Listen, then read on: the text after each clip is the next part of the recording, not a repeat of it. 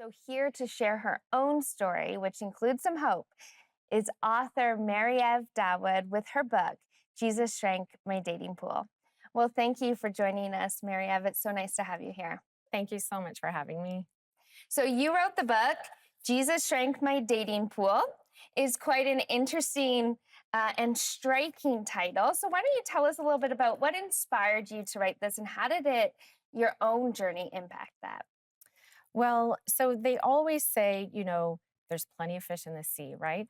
But as a Christian looking for a Christian partner, honestly, compared to everybody else, I kind of felt like I was fishing out of a fishbowl Mm, because my dating pool was so much smaller.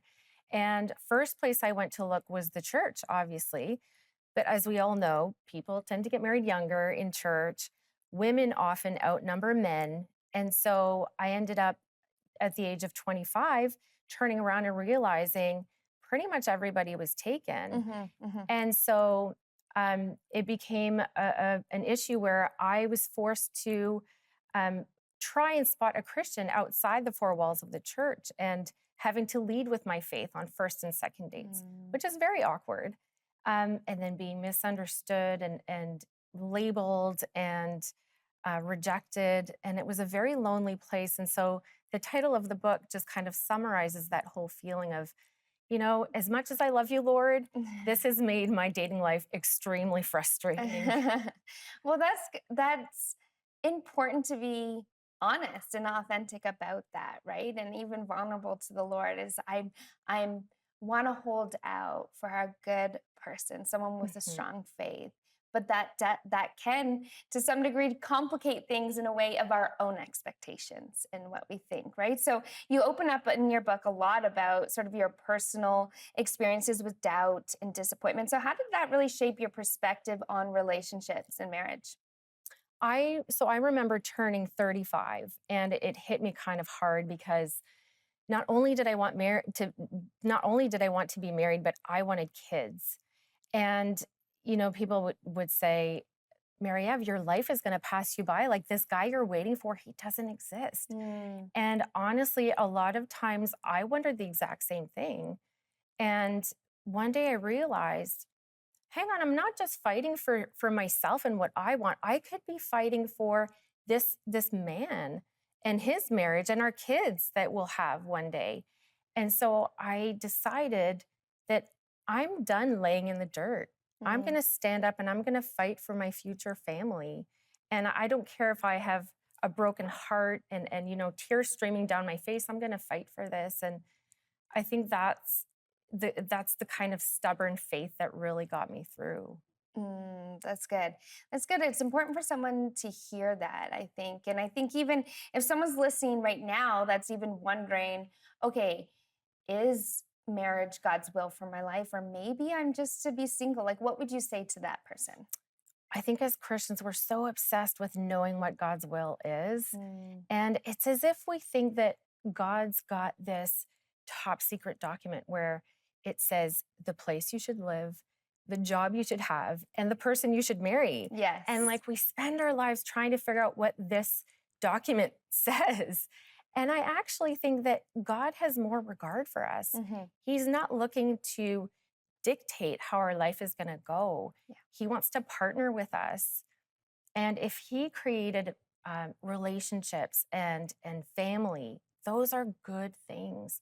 And I think if that's something that's on your radar and you think it might have something to do with what God has for you, then I think you owe it to yourself, even with no guarantee, you owe it to yourself to go pursue that dream. So, what would you say then to the person who's maybe watching and they feel like maybe they have, but they feel like, okay, all this hope has been deferred. How do I continue on? How do I move past? Or how do I even just go about life with this desire, but yet not feeling like it's fulfilled? It can be so hard to reconcile our image of this all loving God with the reality of our lives sometimes. Mm, I recently read an article by a man who had a terminal illness, and he said this: instead of removing pain from life's equation, God adds his presence. And I know for me, it sounds so cliche, but it was in the midst of my deepest pain that I really Mhm. encountered God more than I ever had before. Yeah. When I felt like on those days when I was, beating my fists against his chest, I felt him just embracing me. And it was encountering that kind of love that really, it was encountering that kind of love that really transformed my relationship with him. Mhm. Mhm. And I think that's the key. Just keep talking to him. Yeah. He can handle it and you'll find your best friend. Yeah. And I think this is a good message for really anyone, in that, yes, your book is really about relationships and specifically single women, but it's sort of our expectations of life, right? And even of God sometimes that we put on, and how do we navigate those? And you share a lot in your own personal journey of that in the book. How do we navigate that when life looks different than we thought it would? And that could Mhm. be in a relationship, but that could also be in other ways. So, just in the last 30 seconds that we have, what is a hope that you have for a reader today?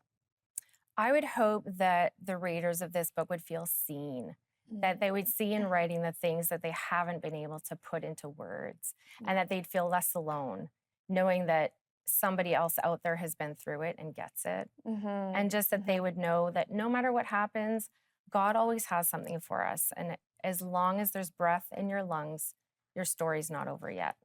Well, thank you so much for being here today and sharing your own personal story and providing that hope for those that need it. For more information on Mary Ave and her book, Jesus Strength, My Dating Pool, you can visit our website at 700club.ca.